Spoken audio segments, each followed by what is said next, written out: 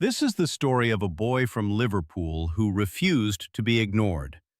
With a mop of blonde hair and a mouth that never stops moving, Paddy Pimblett became the most polarizing star in mixed martial arts.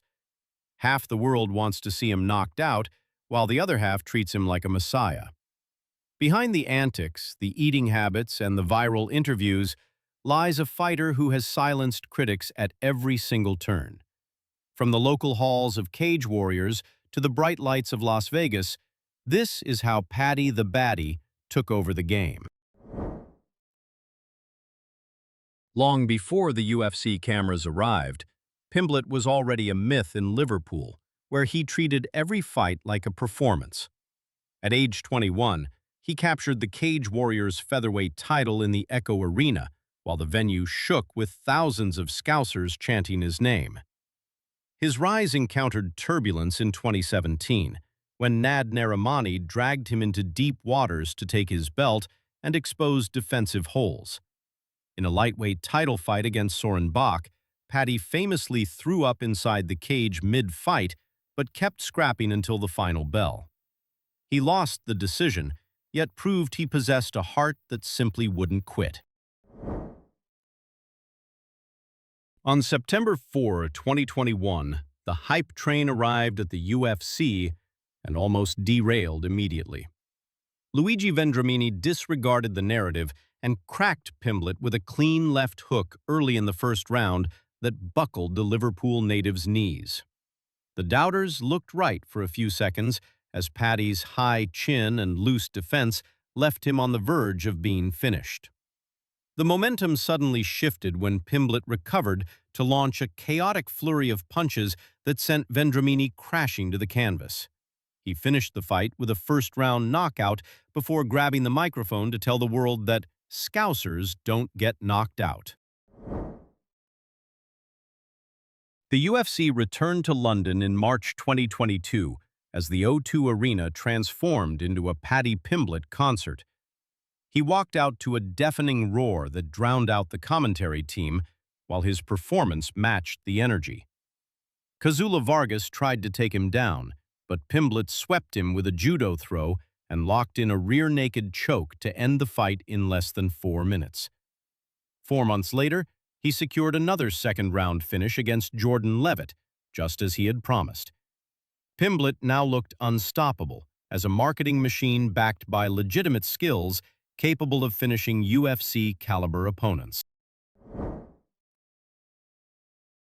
The fight with Jordan Levitt ended with a celebration, while the subsequent interview left the arena in stunned silence. Hours before the weigh-in, Pimblett received a text message that his friend Ricky had taken his own life. Fighting back tears, Paddy grabbed the microphone to look directly into the camera and tell millions of viewers he would rather have his mate cry on his shoulder than go to his funeral. He begged men to start talking about their feelings in a raw and unscripted moment. Mental health charities reported a massive spike in calls from men seeking help in the days that followed. He had won the fight, but that speech became a defining moment of his career. Pimblett eventually faced a turn in public opinion at UFC 282 against Jared Gordon. The fight was ugly, as Gordon controlled the pace, landed cleaner left hooks, and spent much of the third round pinning Paddy against the cage. Gordon raised his hands when the final horn blew, confident he had derailed the hype train, and the crowd seemed to agree. The MMA world reacted with rage when Bruce Buffer read the scorecards as 29-28 for Pimblett. Fans called it a robbery, while pundits called it corruption. Paddy doubled down by claiming he won easily, instead of showing humility, and the fan favorite quickly became public enemy number 1. December 2023 offered Paddy a chance at redemption that came with significant pressure. He signed to fight Tony Ferguson, a fading legend on a 6-fight losing streak, in a situation where beating an older opponent offered little glory, while losing would label him a fraud. Pimblett ignored the narratives to deliver his most professional performance to date. He avoided brawling or getting emotional as he dismantled Ferguson for 3 straight rounds. He nearly finished the fight in the first round and dominated the grappling exchanges to earn a 30-27 score across the board. It was not the highlight reel knockout fans wanted, but it was the mature victory he needed to prove he could handle the main stage. The critics were louder than ever by July 2024, claiming Paddy hadn't beaten a ranked opponent and that veteran striker King Green would defeat him at UFC 304. The fight ended quickly as Pimblett achieved something nobody had done in over a decade. He caught Green's neck in a triangle choke to put the veteran to sleep before the crowd could even settle into their seats. This marked the first time Green had been submitted since 2008.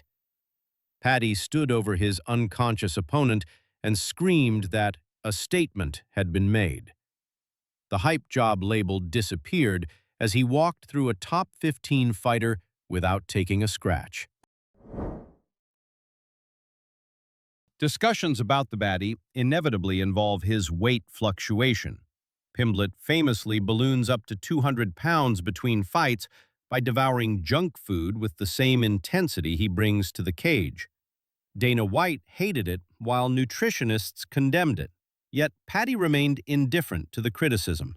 He argued that he was a prize fighter rather than a model, and deserved to enjoy life when he wasn't getting punched in the face. This yo-yo dieting became part of his brand, even as it raised serious questions about his longevity. Questions remained about whether a body could withstand such drastic weight cuts. Yet he hit 155 pounds every time he stepped on the scale. Paddy Pimblett's danger lies in his ability to command attention as much as his jiu-jitsu skills. He signed a 7-figure deal with Barstool Sports before cracking the top 10 and sells out arenas before a punch is thrown.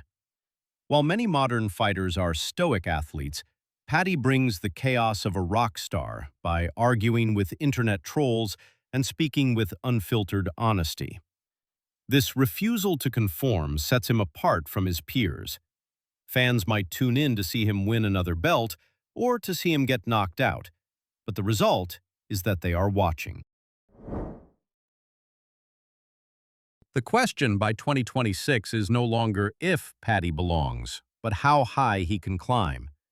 He survived early storms to prove his skills against legitimate contenders while moving past various controversies. The lightweight division remains a difficult environment filled with opponents who expose every weakness, yet Pimblett possesses a belief in his own destiny that borders on delusion. He predicted his success when nobody believed him and claimed he would fill arenas while still fighting in school gymnasiums. The boy from Liverpool has already won the war for attention, so the only remaining prize is the championship gold. Paddy Pimblett is not a perfect fighter, given that he keeps his chin too high and frequently says things that cause trouble. However, perfect fighters are often boring, while Paddy remains compellingly human. He wears his heart on his sleeve and his flaws on his face. He became the most talked-about man in a sport built on violence by remaining authentic. The belt may or may not come, but the audience will undoubtedly watch every second of the journey.